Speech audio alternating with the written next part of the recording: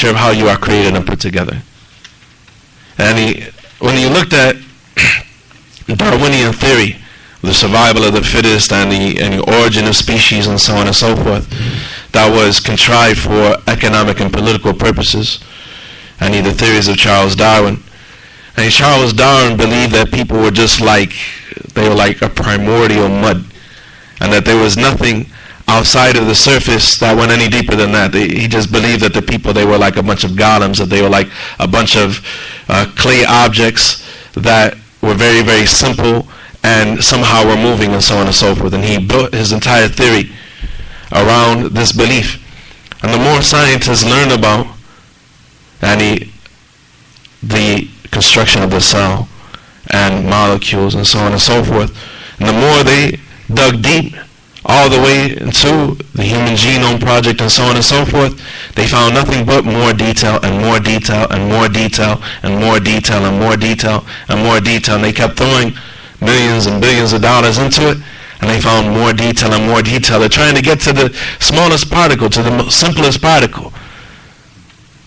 And they still haven't gotten there, despite all of their advances, despite all of their research, so on and so forth. They just find more detail and more detail and more detail.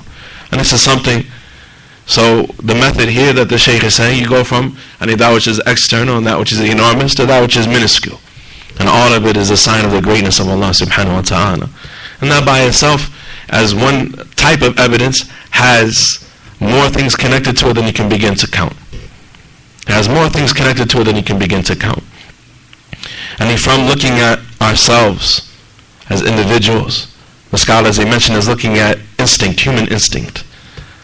Allah tabaraka wa ta'ala created everything. He gave everything, خَلْقَهُ عَتَى كُلَّ شَيْءٍ خَلْقَهُ ثُمَّ هَدَى. He gave everything its physical form, and then He guided them internally. Hidayatun amma, with a general guidance, with instinct, right? With instinct. So the male of each species knows to cohabitate with the female of each species, except for some strange human beings, right? But in general, the person is guided to, and that which is imperative for their survival, the food that they need to eat, how to protect themselves, how to defend themselves, each creature. Ibn Qayyim rahimahullah ta'ala, he said we would just talk about this one aspect and bring examples for this one aspect of what Allah has created, which is the instinct that Allah has given the insects and the fish and the birds and mammals and so on and so forth to the end of the human beings. He said this is an ocean without shores. He said this one topic is an ocean without shores. Hadith wala harj. There's one aspect that is very fascinating of it. Of what?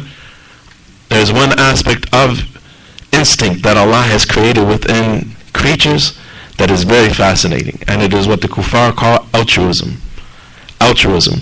Altruism is the natural tendency of each species to protect and work with its own species, to look out for the greater good of its own species.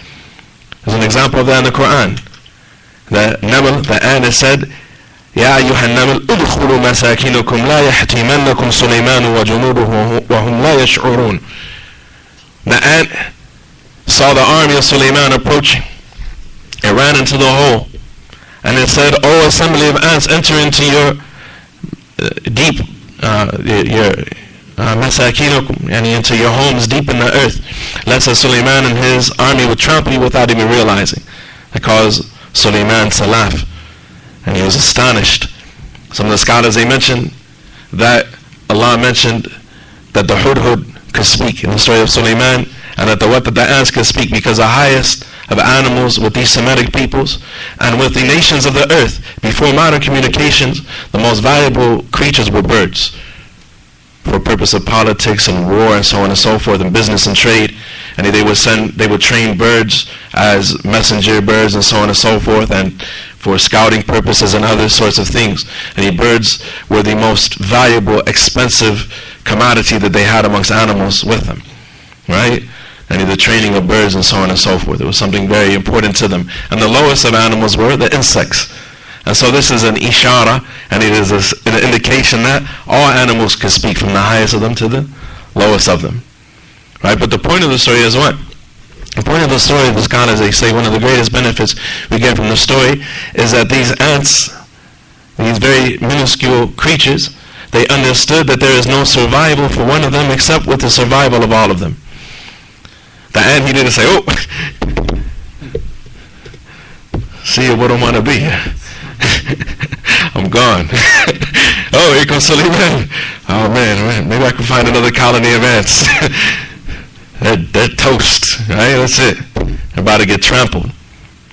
And he knew that there is no survival for him except by the survival of his species, of his any colony, and so on and so forth.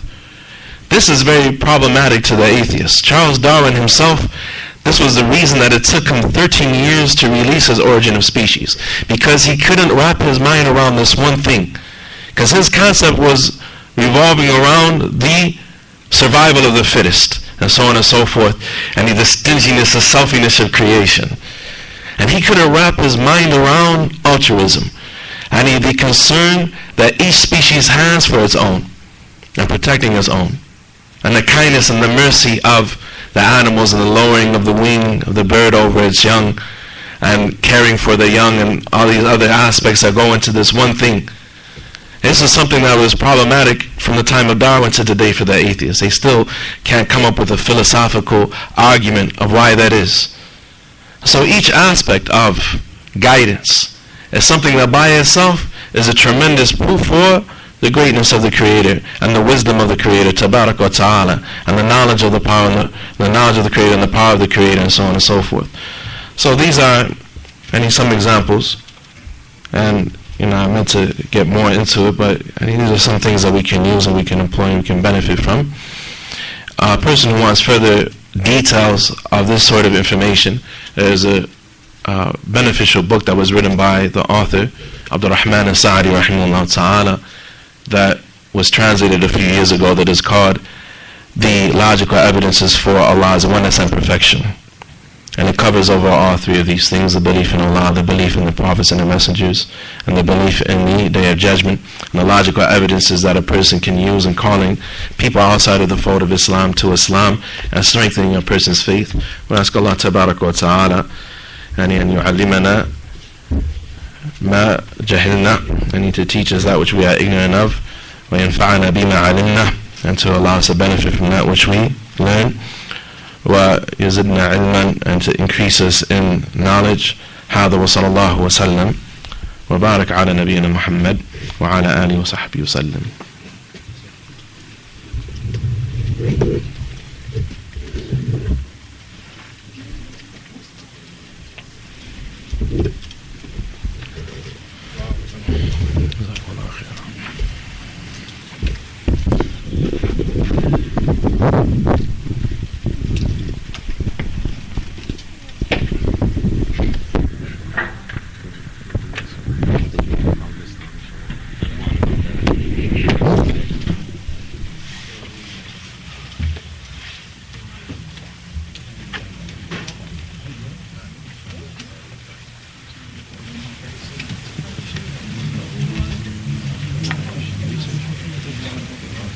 This one?